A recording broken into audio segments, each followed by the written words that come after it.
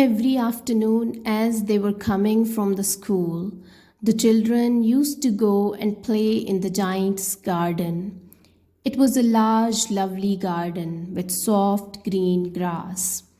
Here and there over the grass stood beautiful flowers like stars, and there were 12 peach trees that in the springtime broke out into delicate blossoms of pink and pearl, and in the autumn bore rich fruit. The birds sat on the trees and sang so sweetly that the children used to stop their games in order to listen to them. How happy we are here, they cried to each other. One day the giant came back. He had been to visit his friend, the Cornish ogre, and had stayed with him for 7 years. After the 7 years were over, he had said all that he had to say, for his conversation was limited and he determined to return to his own castle. When he arrived, he saw the children playing in the garden. "What are you doing there?" he cried in a very gruff voice, and the children ran away. "My own garden is my own garden," said the giant. "Anyone can understand that I will allow nobody to play in it but myself." So he built a high wall all around it and put up a notice board. "Trespassers will be prosecuted." He was a very selfish giant. The poor children had now nowhere to play. They tried to play on the road. But the road was very dusty and full of hard stones, and they did not like it. They used to wander around the high wall when their lessons were over and talk about the beautiful garden inside. How happy we were there, they said to each other. Then the spring came, and all over the country there were little blossoms and little birds. Only in the garden of the selfish giant it was still winter. The birds did not care to sing in it as there were no children, and the trees forgot to blossom. Once a beautiful flower put its head out from the grass, but when it saw the notice board, it was so sorry for the children that it slipped back into the ground again and went off to sleep. The only people who were pleased were the snow and the frost. "Spring has forgotten this garden," they cried. "So we will live here all the year round." The snow covered up the grass with her great white cloak, and the frost painted all the trees silver. Then they invited the north wind to stay with them, and he came. He was wrapped in furs and roared all day about the garden and blew the chimney pots down. "This is a delightful spot," he said. "We must ask the hail as a visit." So the hail came every day for 3 hours. He rattled on the roof of the castle till he broke most of the slates, and then he ran round and round the garden as fast as he could go. He was dressed in grey and his breath was like ice. "I cannot understand why the spring is so late in coming," said the selfish giant as he sat at the window and looked out at his cold white garden. "I hope there will be a change in the weather, but the spring never came, nor the summer. The autumn gave golden fruit to every garden, but to the giant's garden she gave none. He's too selfish," she said. So it was always winter there, and the north wind and the hail and the frost and the snow danced about through the grass. One morning, the giant was lying awake in bed when he heard some lovely music. It sounded so sweet to his ears that he thought it must be the king's musicians passing by. It was really only a little linnet singing outside his window, but it was so long since he had heard a bird sing in his garden that it seemed to him to be the most beautiful music in the world.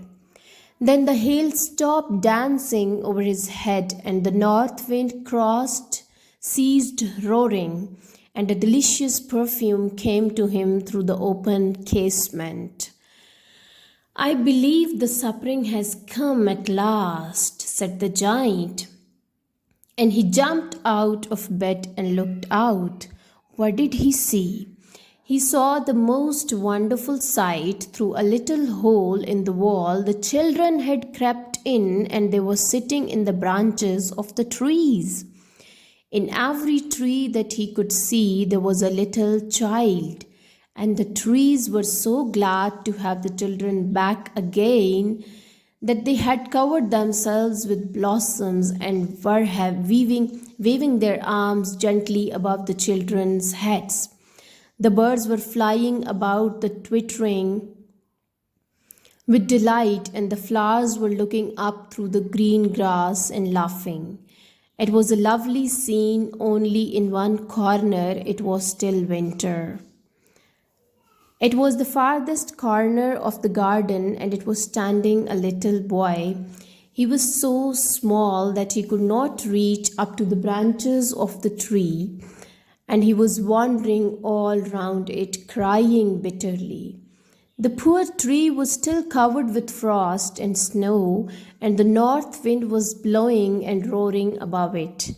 "Climb up, little boy," said the tree, and it bent its branches down as low as it could, but the boy was too tiny.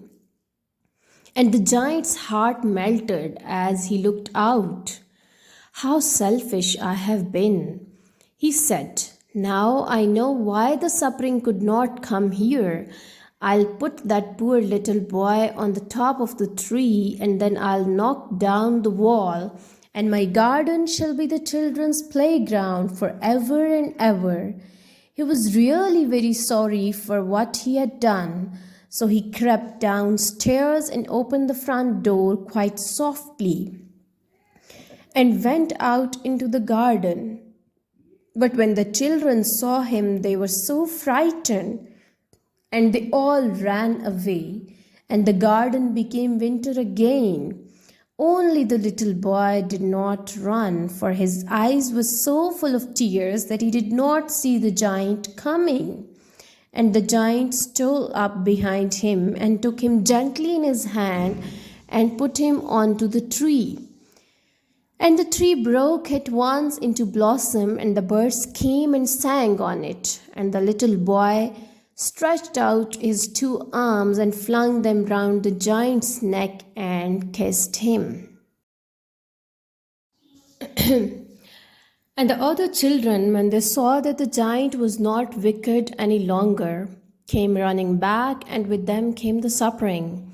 "It is your garden now, little children," said the giant, and he took a great axe and knocked down the wall. And when the people were going to market at 12 o'clock, they found that the giant playing with the children is the most beautiful garden they had ever seen. All day long they played, and in the evening they came to the giant to bid him goodbye. "But where is your little companion?" he said. The boy I put into the tree." The giant loved him the best because he had kissed him. "We don't know," answered the children. "He has gone away." "You must tell him to be sure and come here tomorrow," said the giant. But the children said that they did not know where he lived and had never seen him before, and the giant felt very sad. Every afternoon, when the school was over, the children came and played with the giant. But the little boy whom the giant loved was never seen again. The giant was very kind to all the children, yet he longed for his first little friend and often spoke of him. How I would like to see him, he used to say. Years went over, and the giant grew very old and feeble. He could not play about any more, so he sat in a huge armchair and watched the children at their games and admired his garden. I have many beautiful flowers, he said, but the children are the most beautiful flowers of all. One morning he looked that the merrily the supping asleep and that the flowers were resting. Suddenly he rubbed his eyes in wonder and looked and looked.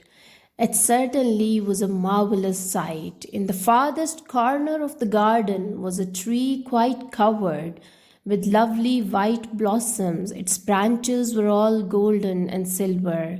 Fruit hung down from them, and underneath it stood the little boy he had loved. Downstairs ran the giant in great joy and out into the garden. He hastened across the grass and came near to the child. And when he came quite close, his face grew red with anger and said, "Who hath dared to wound thee?" For on the palms of the child's hands were the prints of 2 nails, and the prints of 2 nails were on his little feet. Who hath dared to wound thee? For on the palms of the child's hands were the prints of 2 nails, and the prints of 2 nails were on the little feet. Who hath dared to wound thee? Cried the giant. Tell me, that I may take my big sword and slay him. Nay, answered the child, but these are the wounds of love. Who art thou? Said the giant, and a strange awe fell on him, and he knelt before the child. And the child smiled on the giant and said to him, "You let me play once in your garden. Today you shall come with me to my garden, which is paradise." And when the children ran in that afternoon, they found the giant lying dead under the tree, all covered with white blossoms.